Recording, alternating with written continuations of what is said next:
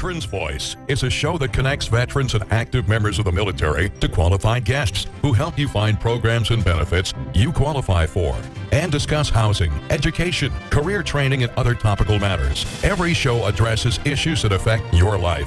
Each week, Veterans Voice will begin with a story from one of our veterans about his or her experiences in the military. We want to thank these veterans for sharing these stories with us.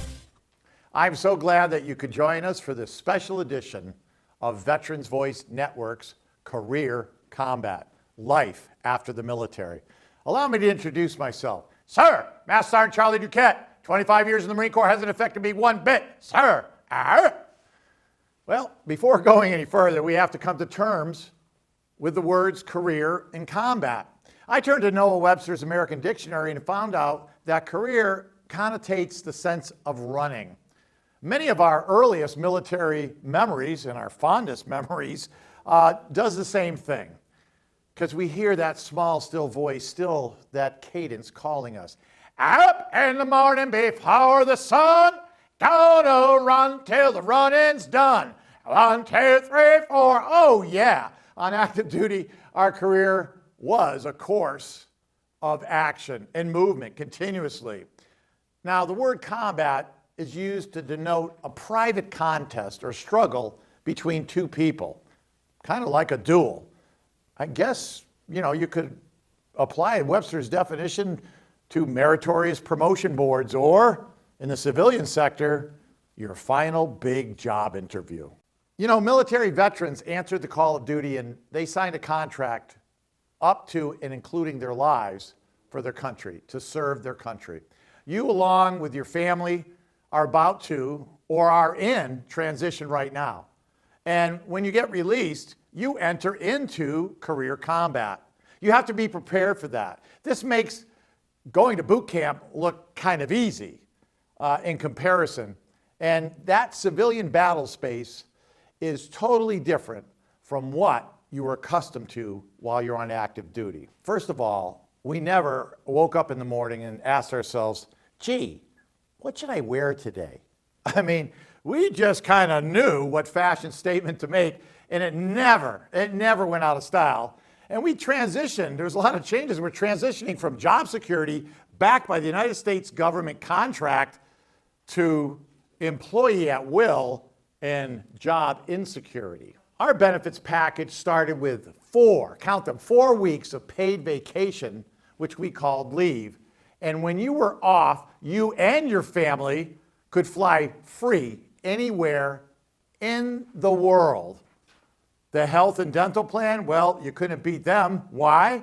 Because it was no-cost health care, and if it was a service-connected situation, you ended up getting tax-free compensation, health care, and benefits for life. Whoa, so now we go from free health care to the Unaffordable Health Care Act 2, Scene 3. Even our shopping experience changes from tax-free and almost 20% savings on everything in the store or in the commissary to, I'm sorry, but we don't offer a veteran's discount, but thank you for your service. Even your living conditions change from rent-free on-base housing or just off-base with affordable housing. Now it's first, last, security deposits with no supplemental housing allowance to pay rent on an apartment that you just can't afford. That's about 2 hours drive to a place you really don't want to work at, but you can't afford not to take it for now. Or worse, you are forced to take or execute the Homestead Act. You know what I'm talking about.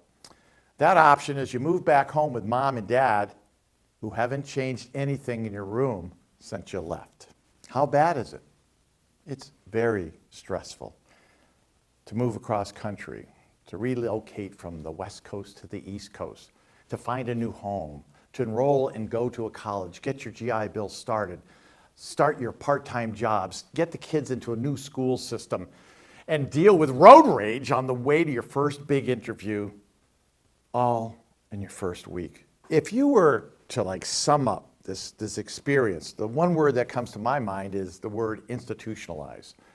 I mean, I picture that old black and white movie of the prisoner leaving as he's walking out of the prison and the gates open up and he turns around to the guard that he's known for 35 years and he says, "Hey, Bob, do I really have to leave?" I mean, you're laughing at this, but institutionalization is a gradual thing that happens to you over years. But now you're in this, it's exciting, it's super stressful, and it's to be honest with you, it's a very scary situation. But, you know, you can't let anybody around you know that because, like with your battle buddies, they were counting on you to lead them home. For example, I was an infantry squad leader. I was a combat service support chief. I went on to become an education counselor, a career planner, inspector, instructor, and a Marine Corps recruiter, as well as a transition assistance program trainer. And during lunch, it was expected of me to be an environmental health and safety officer, so be careful out there. Having multiple billets and collateral duties is not unique. It's part of overcoming and adapting, which we're trained to do. Now, you're transitioning back into civilian life with training and education, knowledge, skills, and abilities, and motivation to accomplish any career objective. That's what you bring to the job. Most of you are not looking to get a job because honestly, I think JOB stands for just over broke. You can get a job any day of the week. As a Veterans Employment Representative, for example, my vets are asked basically this question. And I tell them, you know, I'm not here to promise you a rose garden, but I will guarantee you 105% success. Education, training, work experience, none of that matters. Money is no object. I'm going to pick up the phone and I'm going to make the call right now. You got 10 seconds. Tell me what you want to do with the rest of your life. Go ahead. You know, I've been doing this for many years and to people and getting those kind of reactions, and they're coming from all different walks of life.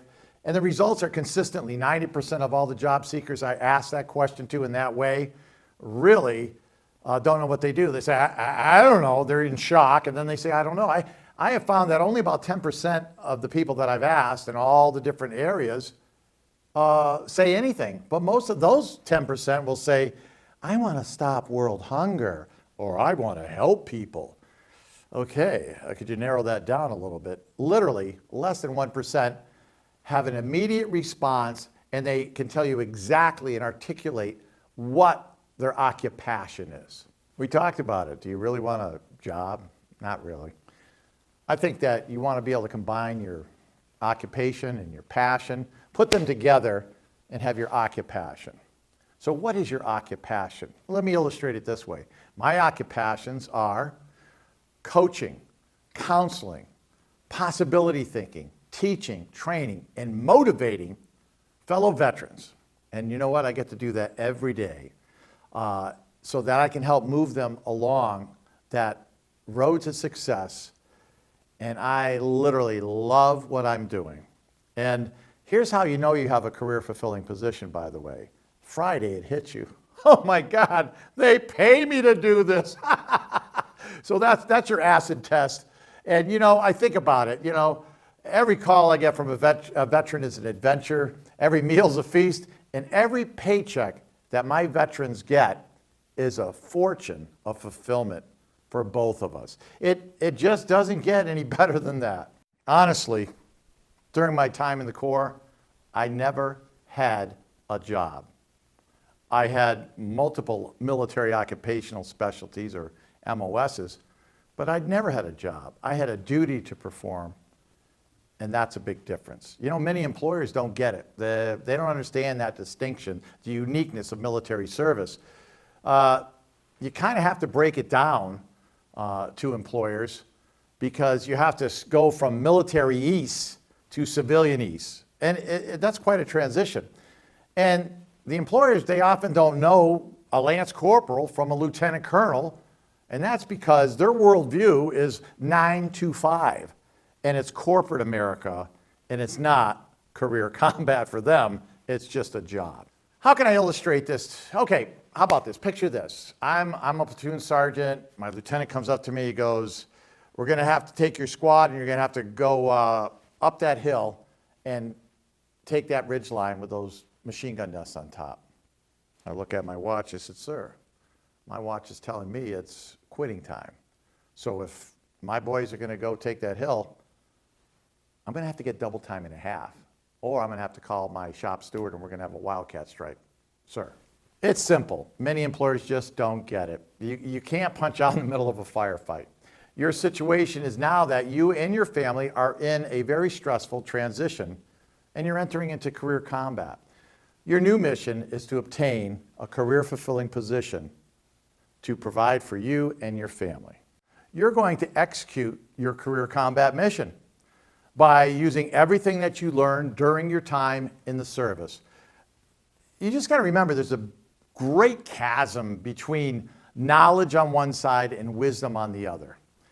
Let me tell you a story. I was waiting for a friend of mine at Berklee School of Music in Boston. You're probably familiar with it. In the waiting area was this large open space, and I couldn't help but notice this beautiful baby grand piano. And there was a woman sitting there, and she was very busy with music sheets flying, and she was writing notes feverishly. So I got very curious, and I kind of like did a Columbo on her. And I said, "Excuse me, ma'am. Can I ask you, I hate to interrupt you, but what are you working on? It seems so interesting." And here's what she said. "I'm preparing my dissertation to get my PhD in music. I can read and write music. I know every oscillation per second of every sharp and flat on this keyboard, and I'm studying all the great composers." I said, "Wow, that's very interesting. Who are you studying right now?" And she looks up, she says, "Beethoven." I said, "Well, could you play me a few bars of that?" And she looks up at me and says, "Oh no, I can't play the piano." Whoa. Now, let me ask you, was that woman very knowledgeable about music? Of course she was. But knowledge is the accumulation of facts. But wisdom is the ability to apply that knowledge to the keys of life and make beautiful music. When you're leaving the military, you suffered a great loss. Not only in your position and maybe some of those that you served closest with, but also you're losing a very special way of life. And you're kind of going through the 5 stages of grief. And remember that first stage when it hit you? Wow, I'm getting out. I'm being reinserted into the civilian atmosphere, and this re-entry is heating everything up. And then another stage, psychic hotline, here we go. Many of you were recently on a river cruise in Egypt. That's right, you were on denial. Come on, fess up. You know, this ain't happening to me. But all of our favorite stage seems to be anger. I remember going to my first military job fair. And remember, you hear the same radio ad all the time. I could write it, I can repeat it. It's burned into my memory. Dress for success. Bring plenty of resumes and be ready to interview on the spot. Check, check, check. So I get there, I'm squared away. I got my quick draw valise with my resumes at the ready. I tacked the first employer's table, and with my self-marketing pitch, I'm ready to deliver it. And before I could shake her hand and give her my resume, I stopped and noticed something very peculiar. This 20-something HR generalist had a small white plastic ring and it was protruding out of her waistline. I'm like, what's going on? She pulls the string and lets it go and says, "You must apply online. Here is our website." And I'm like, whoa, what's this? The Stedford Wives, you know? Couldn't believe it. That day, I actually kept track, and about 90% of the employers there wouldn't even take my resume. And of course, the 10% that would take my resume, as I was about to do an about face and leave, they said, "And remember, make sure you apply online on our website." I'm like, whoa. So I entered into my favorite stage, anger. You know, I was upset. I was steaming. I entered into a nearby McDonald's that was just around the corner, and I walked up to the kid at the register at the counter, and I noticed that he had his like jaunty little McDonald's cap pulled down over his cranium. I mean, he couldn't have made eye contact if he wanted to. So I say to him, "Hey, kid, I want to apply for a job here. Could you get me an application?" Doesn't even look up. All this kid does is he steps back and he raises his hand and his fingers pointing. And I'm looking at the kid and I'm like, you know, what are you, the ghost of Christmas past? What's up with this? And I decide to look where he's pointing, and there it is, a Ronald McDonald cutout surrounding a computer. And it says, "Hey, boys and girls, apply online on our computer." I can't even work for a clown without applying online. Who would figure, you know? I know what you're thinking. You're saying, "Hey, Master Sergeant, thanks so much for sharing with us what a difficult transition mission that we have. But could you please give us the battle plan on how we're going to accomplish our career combat mission, if you could, please?" You know, I'm so glad that you asked me that, because we talked about what is your situation, what's your mission, your objective, and how are you going to execute that? You know, what kind of administrative support, logistics, whatever you need, how's that going to help you to basically say, "I'm good to go and I'm going to accomplish this mission"? You got to have a plan. In the military, we don't, "Hey, let's get together, let's mill about smartly, get your guns, you might want some bullets, and we're going to go out there until we make contact with the enemy, and then we're going to figure out what are we going to do." So you want to have a plan. You got to have a mission. It's simple. Execution starts with your Member 4 copy of your DD-214. That gives you head of the line priority of service at over 2,500 career centers spread out across the United States. And every one of them will have a Veterans Employment Representative, formerly called a DVOP or a leaver, but that's what they're going to do for you. And they are ready and willing to serve all of your employment and your training needs, and be able to network with employers that they already have relationships with. Because remember, after all, it's not what you know, it's who you know. In today's day, it's who knows you on LinkedIn, so I hope you're on there. Administrative support. Y'all need the administrative support. Now it's primarily on a computer and in the digital market space, if you will. Veterans Voice Networks, or VVN, can answer any and all your questions. Why? Because if we don't know, we know somebody else in the network that does. And that's what it comes down to.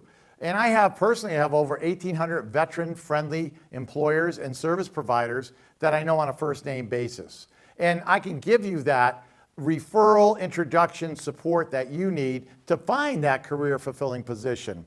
But I'm only one spoke in a wheel. And VVN, the power isn't me or just one person. It's that whole networking wheel that we use that is vet-based. So it's trying to help veterans and their families in transition to fill an unfulfilled need, in this case in employment and training, or whatever you need. You know, and it's about that trusted vet service provider that we have vetted, and that is what makes the wheel turn around as you get back on that road to success. So you're standing by, you're waiting for the command. You got all your intel, you're ready to go into that digital battle space, if you will. Well, that's exactly what we do. We do it through the internet, web-based sites, social media applications, whatever it takes, whatever your flavor is. And that's what basically keeps our referral net humming, churning, and burning. This is all based on our universally shared military belief that we don't leave any veterans or anyone behind. And it's simple: veterans helping other veterans achieve their career combat mission. And stay tuned, because we're going to have a segment where we just recently conducted a Hire Our Heroes Expo job fair and event at Fenway Park.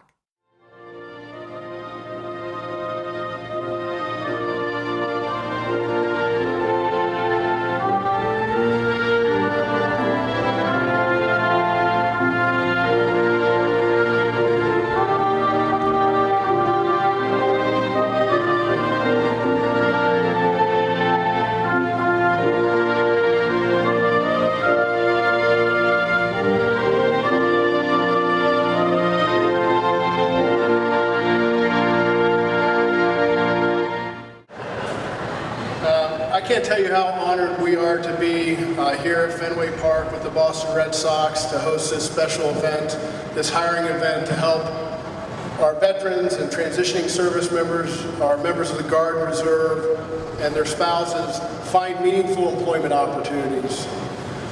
This is the 4th year we've done this event, and I can't tell you that there is no finer partner than the Boston Red Sox to host one of these events. So let's give the Red Sox a special round of applause.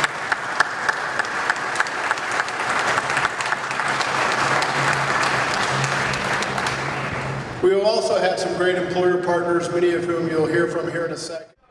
Here we are, Greg Brasso, with our good friends Eric from the Chamber of Commerce, here to talk about the Hiring a Hero event. And Eric, what a great event we've had today. Yeah, absolutely great event. We have over 80 employers here today. Looks like we got about 300 veterans from here in the Boston area that have shown up looking for some great career opportunities. You look around, these are some highly, and it's no surprise, but these are some highly skilled and qualified people to bring into your workforce, and so it's just been a really special day, and the Red Sox have, as always, have been a class act to really help us make today happen. Well, you look around these employers, these are about long-term career opportunities. They're about finding just not a job, but finding something that's going to bring some long-term economic benefit to that young service member and their family, and so it's a great group of employers. Bottom line, value proposition, and it's all about that. Yeah, and it's what's great about our country and the way we do business. But at the end of the day, it's about bringing incredibly talented people into their workforce, because we know American businesses succeed or fail based on the backbone of their incredibly talented workers. And I can't think of a better person to bring into your workforce than a veteran or a military spouse. Well, and it seems really there's some highly qualified veterans walking around here, very professional, and it really makes you feel that you're really making a difference in all of these folks' lives that are here. No, there's no doubt about it. And what I really like about an event like today is it's not just about finding folks jobs. There are jobs here for service members that are trying to figure out what they want to do. But there's also some long-term career opportunities. And a lot of people showing up today aren't unemployed. They may be underemployed, or they're just looking for that next great career opportunity, meeting some great companies here in the Boston area, and start the networking process. And that's what today is about. It's about finding people jobs that need jobs, but let's also get some careers for those who want some long-term careers. Eric, thank you so much. Appreciate all your service. I really appreciate all your help and lending all your support to Veterans Voice Radio. It's my honor. Thank you. Anything we can do to help. Thank you so much. It's now my pleasure to introduce the Deputy Assistant Secretary for the Department of Labor, Terry Gertner. I have to tell you, it's a great time to be a veteran job seeker. Our veterans unemployment rate right now is at the lowest it's been in 8 years. Greg Brasso, your host of Veterans Voice Radio, here at Fenway Park with Assistant Secretary of the U.S. Department of Labor, Terry Gertner. Terry, thanks so much for coming down today and joining us at this great event. Greg, thanks so much for having me here today. This is a wonderful opportunity, and thanks for engaging your listeners on behalf of Veterans Employment. I was so impressed. Over 400 registered job seekers, that's amazing, and 80 plus employers all committed to hiring veterans.